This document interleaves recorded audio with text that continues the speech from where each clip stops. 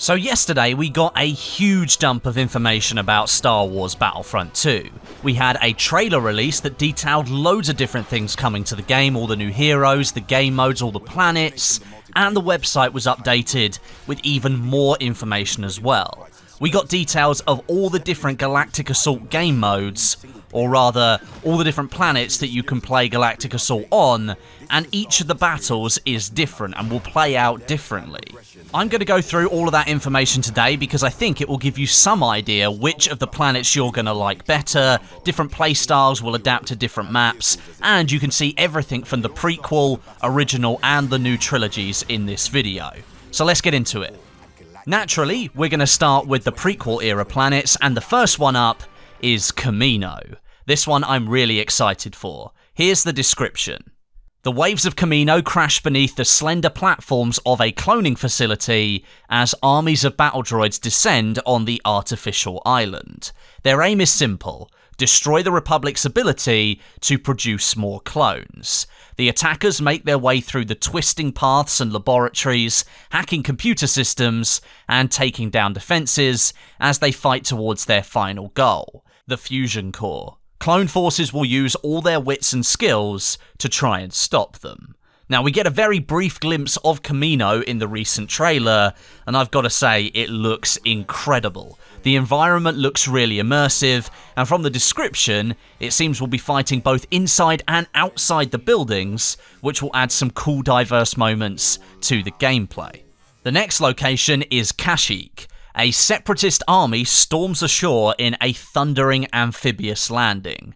Infantry storm up the beaches escorted by flights of vulture droids and immense AATs. Awaiting them are Wookiee warriors and clone troopers dug in behind juggernaut combat vehicles to defend a grounded star cruiser. The invaders make their way from the water's edge alongside two massive MTTs, blasting their way through Republic defenses in an effort to destroy the ship. Now, we've already seen the MTTs during the Assault on Theed gameplay, but this time on Kashyyyk, there will be two that the Republic defenses need to try and take down. This one sounds like a huge battle. Now, of course, the third prequel planet is Naboo, Theed City. We've already seen gameplay of that, and the premise of the battle is already known, so I'm just going to skip over it, and we're going to move on to the original trilogy era, where there are 5 different battle locations that we'll get to play. The first of the 5 locations is Death Star 2. As the Battle of Endor rages all around it, an Alliance CR-90 Corvette loses control, and it crashes straight into an open hangar on the massive Death Star.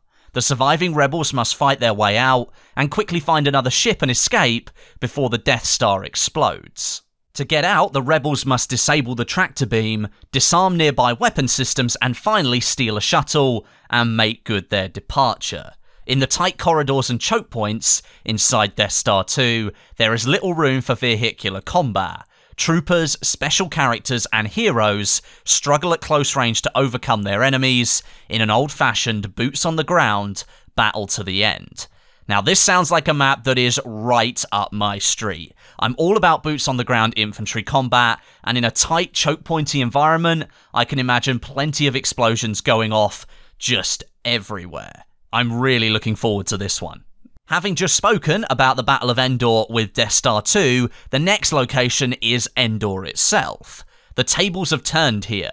Rebel saboteurs work quickly to steal an AT-AT Walker to use it to attack a hidden Imperial base on Endor.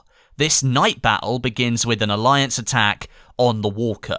Should the rebels manage to overwhelm the defenses around the AT-AT, they take control and set it on a march towards an Imperial outpost. Speeder bikes streak through the woods of the Forest Moon as Imperial AT-STs and their infantry try and head off the attack. The fight culminates with a brawl on the threshold of the base itself.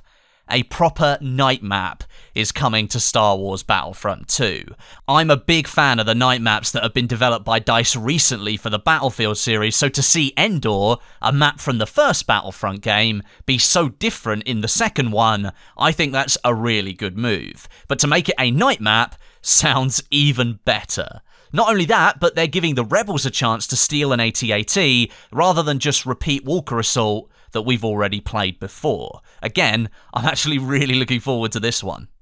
The third planet location is Mos Eisley, which again looks to be a map that's going to be a haven for infantry players.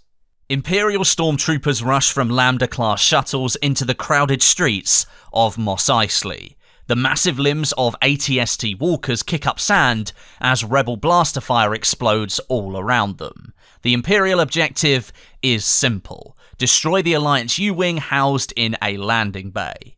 To get there, they'll need to fight through the outskirts of the city, secure the markets, and finally destroy their target. But the Rebels won't surrender without a fight. X-34 land speeders wait in ambush, and Alliance A-Wings are waiting to pounce on the Imperial invaders. Now, with all those small buildings sitting close together, I would not be surprised if the vehicles on this map play a big role against the infantry. Unlike Death Star 2, there will be some vehicle play, and their power might be what's needed on the Imperial side to win that fight. Yavin 4 is the fourth map from the original trilogy. Deep within the heart of the Great Temple on Yavin 4 is a secret of key importance to the survival of the Rebel Alliance. But Imperial ground forces have arrived. Death Troopers and Stormtroopers must take out defensive turbo lasers to open up the position, fight through the outlying Rebel outposts, storm the gate, and finally breach the inside of the massive complex and secure the data. Wookiee warriors, U-Wing gunships, and Rebel soldiers stand in the way of the relentless Imperial advance. With Yavin being a forest jungle planet, I'm guessing here there will be lots of soft cover for the Rebels to use and hide, waiting to ambush some of those stormtroopers, but from the description, it seems like this might be one of the longer battles in Galactic Assault. Lots of different objectives for those stormtroopers to try and take. And planet number 5 from the original trilogy era is Hoth, and it seems to follow a similar story to the Walker Assault map that we saw in the first Battlefront game. The icy wastes of Hoth are home to one of the Galactic Civil War's most momentous battles. Plodding AT-AT walkers advance towards the Rebel position, under air cover by TIE fighters, TIE bombers, and TIE interceptors, as Rebel defences and their screen of A-Wings, Y-Wings and X-Wings, and T-47s try and take down the AT-ATs and hold the position. Should the Imperials breach their defences, their target is first the hangar bays. Once those are taken, their focus will shift to the internal fuel depot, which will then detonate and obliterate the base. It is good to hear that the battle's focus appears to have shifted away purely from those AT-ATs and onto some other points later on to make it somewhat different from the first game, and I wouldn't be surprised if the map that we play on or the area of Hoth is slightly different as well. But of course, that's not all. We've still got 3 more locations to discuss, and all of these come from the Force Awakens era.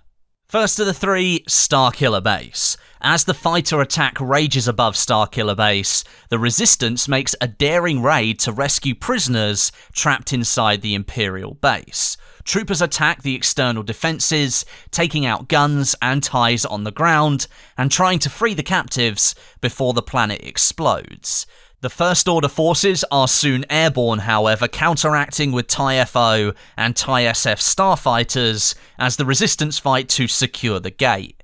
The battle then reaches a climax as the Resistance override the security doors to extract the prisoners and get them to transports in a waiting hangar.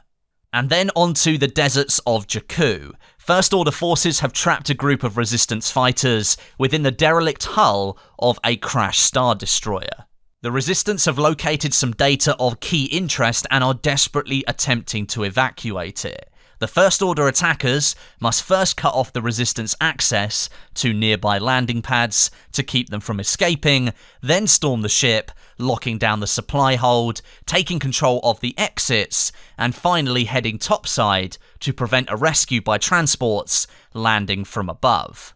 And finally, we have Takodana. The The First Order moves against Maz Kanata's castle. Resistance forces have taken up a defensive position inside. The First Order advances methodically, capturing the nearby Memorial Hill as a staging area, moving on to attack the outer defences, and finally the castle itself, including a shootout in Maz's iconic cantina. Now that is a lot of content, and that's just one of the 5 game modes that are coming to Star Wars Battlefront 2, so if there were any concerns about whether this game is going to have enough content, well, I think your concerns may have just been answered.